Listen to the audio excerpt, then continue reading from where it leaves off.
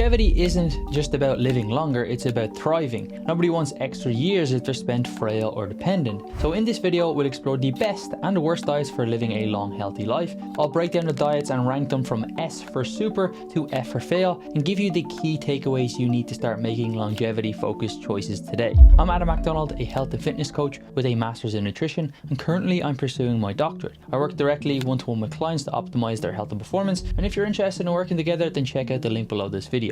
Here's the criteria I'll be using to rank each diet. Number 1, evidence-based. Only diets backed by solid, peer-reviewed scientific evidence make it to the top tier. Number 2, practicality. Diets should be realistic and most people should be able to follow them without much hassle. And number 3, no anecdotes or hearsay, just solid, reproducible evidence.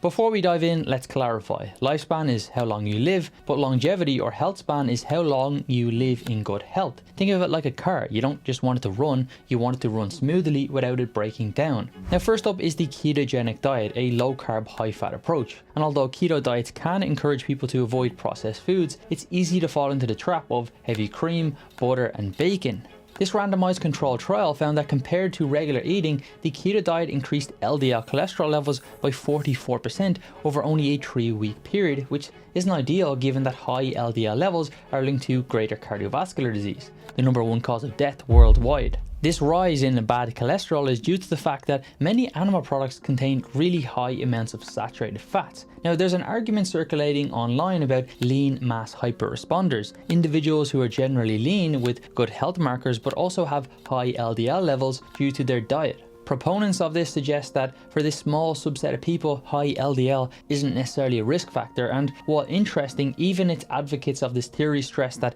it likely only applies to a very small, limited group of people and isn't yet fully understood. So for most people, the evidence still points towards aiming for lower LDL levels to support cardiovascular disease and longevity. A carefully balanced keto approach could work with mainly fish, nuts, seeds and lean proteins, but many people go heavy on the fatty meats and butter, and that's why I'm placing keto in the C tier. Alright, so next up we have the standard American diet, but really you could place American for any Western developed country. Now let's not mix this up with public health guidelines. Those are there to promote better eating, but only a tiny fraction of people actually follow them. Take this, only 1 in 10 adults in the US even meets the minimum recommendation of 5 servings of fruits and vegetables per day, and a report from the National Cancer Institute found that 75% of Americans don't eat one single piece of fruit in any given day. Think about that for a second. The average person is consuming 3,600 calories a day, which is over 1,000 calories more than they need, and most of these calories are coming from processed foods, animal products and refined carbohydrates. No wonder we are seeing life expectancy drop in developed countries for the first time in decades. People are getting heavier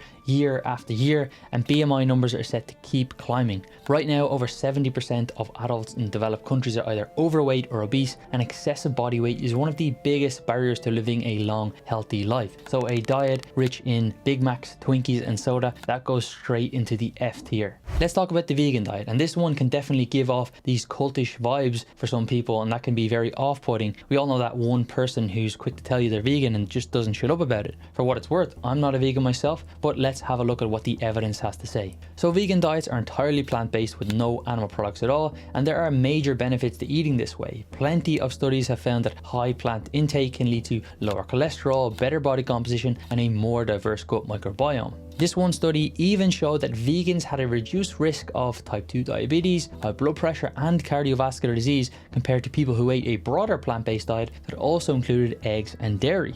Now here's something interesting. Research shows that eating a diet rich in plants can foster a good gut microbiome that supports brain health and cognitive resilience as you age. For example, a recent study on twins split them into 2 groups, a plant-based group and a normal omnivorous diet group. The plant-based group had lower levels of DNA methylation, a marker often used in biological aging, but although they did lose a little bit more weight than the omnivorous group, so the results are not 100% conclusive. But here's the catch with the vegan diet. While research shows that vegans have a lower risk of various diseases and likely improved health span, vegan diets don't always extend lifespan in the same way. Part of that could be due to the fact of the lower protein intake, which can be problematic for older adults who need protein to prevent muscle loss and sarcopenia. I actually have a few vegan clients who work with me who find it challenging to even hit the lower end of optimal protein intake. So considering all of the pros, but also the cons and the practicality, this diet lands in the B tier. Now, if you're not familiar with the carnivore diet, this is essentially a stricter version of the keto, just animal products, no plants, no nuts, no seeds, no veggies. It's supposed to mimic a true carnivore's diet, but let's be real, most carnivores in the wild aren't eating pounds of butter and cream like some of its followers do. Even Dr. Paul Saladino, one of the biggest voices for the carnivore diet, has added honey and fruit back into his diet. Now, there isn't a lot of long-term data on this since it's pretty new, but before the carnivore even hit the mainstream, researchers from Harvard actually looked at what happens when you eat an animal-based diet versus a plant-based one. What they found wasn't great news for carnivores. It turns out that eating only animal products is associated with increases in specific bile acids linked to inflammation and liver cancer. Not exactly a win for health span. The diet also tends to be loaded with saturated fat, and a lot of advocates tend to downplay or completely deny the risks of high LDL cholesterol, even though the studies are pretty clear that it's a major risk factor for heart disease. And while I'm not usually one for anecdotes, there's definitely some carnivore influencers online sharing concerning blood work.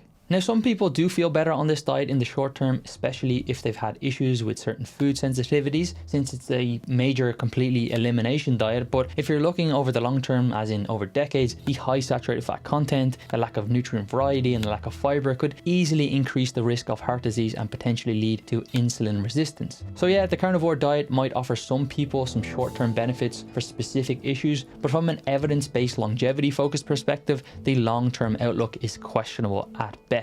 Given these factors, I initially thought to place the carnivore diet in the F tier, but considering the carnivores are at least trying to make an effort with their health and more importantly manage their body weight, which is a major contributor to overall health, it's more appropriate to put this in the E tier. Alright, so next up we have intermittent fasting, or IF for short. Now technically this isn't really a diet since it doesn't really restrict specific foods. Instead, it's about when you eat. Typically IF follows a 16-hour fasting window with an 8-hour eating period. But there are variations. Some people eat shorter and fast for less. Others do OMAD, or one meal a day. Fun fact, Donald Trump reportedly eats this way. Not that there's any really takeaways from that, it's just interesting. But the premise of IF is that during this fasting window, our bodies switch from burning sugar to oxidizing more stored fat for energy. There's also a lot of talk about this process called autophagy, where your cells recycle and repair themselves, which some believe can enhance longevity. Now, the actual question is, does this diet work? Well, a 2018 meta-analysis looked at IF compared to regular eating, and guess what? When calories were the same, there was no major differences in health outcomes or weight loss between intermittent fasting and typical meal patterns. Animal studies have shown that fasting can boost lifespan in certain species, but humans are a different story. For one, the animal studies involve extreme caloric restriction, so much so that it would lead to major muscle loss in humans. Plus, our metabolisms just don't work the same way as those of lab animals, so longevity results just really don't translate to humans right now.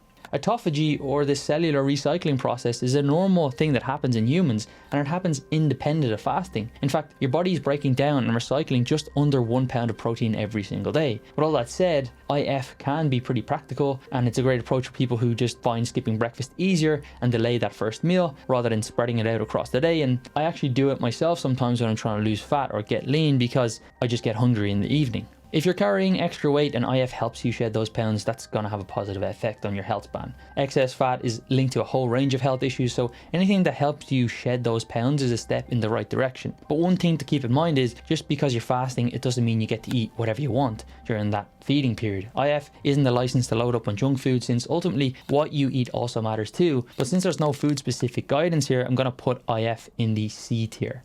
So now let's talk about the OG, or the original gangster of health and longevity diets, the Mediterranean diet. It's been around for centuries and is still going strong in places like Greece, Italy and Spain, where life expectancy tends to be high and chronic diseases are less common. This diet is mainly plant-based, but it does include animal products. Instead, it's all focused on balance. Think fruits, vegetables, lentils and whole grains, and plenty of olive oil, fish and seasonal foods. What you won't see a lot of in the Mediterranean diet are fast foods, highly processed snacks, red meat, high-fat dairy and sugary desserts. In fact, in the more traditional parts of these regions, finding a McDonald's or a Burger King isn't that easy. One unique aspect is it includes a small amount of red wine, but most health experts would agree that if you're not already drinking wine, this isn't a reason to start doing so. The Mediterranean diet is often seen as the gold standard in preventative health. A major study from Spain, known as the PREDIMED trial, showed that participants following this diet getting around 40% of their calories from either olive oil or raw nuts alongside a load of fruits, vegetables and fish had better heart health outcomes and longevity outcomes. So for its anti-inflammatory benefits, antioxidants and ease of maintenance, I'm putting the Mediterranean diet solidly in the A tier. Alright, we've got one last diet to go, and this is probably one that you haven't heard of. Unlike others, this one was designed specifically for longevity and cardiovascular health. It's called the Portfolio Diet and was created by Dr. David Jenkins, who's known for pioneering research in this area. The Portfolio Diet is structured to improve blood lipids, and studies show that it can reduce LDL or bad cholesterol to levels similar to statins, a type of cholesterol lowering medication. The Portfolio Diet focuses on 4 main pillars. Number 1, soy protein. Get around 80 grams of plant protein per day, with half of that coming from soy. Think tofu or tempeh. Number 2, viscous fiber. Aim for around 20 grams a day, which you can find from foods like oats, apples, seeds, and supplements like psyllium husk or metamucil. Number 3, consume around 30 grams of raw nuts per day. And number 4, plant sterols. This one's tricky to get naturally, so most people supplement with fortified foods like plant sterol spreads or drinks to get around 2000 milligrams per day. This diet is essentially a turbocharged plant-based diet with these extra guidelines that go beyond a typical vegan or vegetarian diet to really maximize the heart health and longevity aspects. Just to be clear, I'm not paid by the big carrot or big broccoli industry, and I don't follow a vegan diet myself, but I do try to incorporate some of these pillars every day, especially the fiber, nut and plant sterols. Because of its targeted, evidence-backed approach to longevity and heart health, I'm giving the Portfolio Diet a spot in the S tier. Now, I'd be remiss not to mention the diet of the man, the myth, the legend, Bryan Johnson. If you're not familiar with Bryan, he's a multi-millionaire entrepreneur with a mission to live forever, or at least try to get as close as possible. He's got a whole protocol he calls the blueprint to try and optimize every aspect of his health, and as you'd expect, diet plays a massive role. Interestingly, a lot of what I've talked about today actually shows up in Bryan's routine. He follows a plant-based diet or a vegan type of way of eating. He has multiple servings of nuts daily. He uses olive oil as a staple and even sells it, and he gets a good amount of fiber. It's like a mashup of some of the best aspects of the diet that I've covered here. But one surprising thing, he doesn't include any soy protein or plant sterols, which I find interesting given the strong evidence they have, but hey, I'm sure he's got his reasons and it's a highly personalized approach. Now keep in mind, this is just one individual's experiment. Unlike the other diets here, which are based on larger population studies and randomized control trials, this is more like a living case study of what's possible with relentless optimization. So while I'm giving the Blueprint diet a rank somewhere between A and S, it's pretty much as good as it's going to get in terms of personalized longevity diets. Remember that the key thing with all of these diets is that they are patterns of eating, not rigid sets of very controlled rules. Even just adopting some of these principles like more fiber, more healthy fats, more plant sterols can have a real impact on your health span and longevity. And of course, if your goal goes beyond longevity like optimizing performance or building muscle, then some of these diets might not be your go-to, but that's a topic for another time. Thanks for tuning in, and if you enjoyed this breakdown, check out my next video where I'll be covering what I'm doing as a performance nutritionist to maximize my longevity.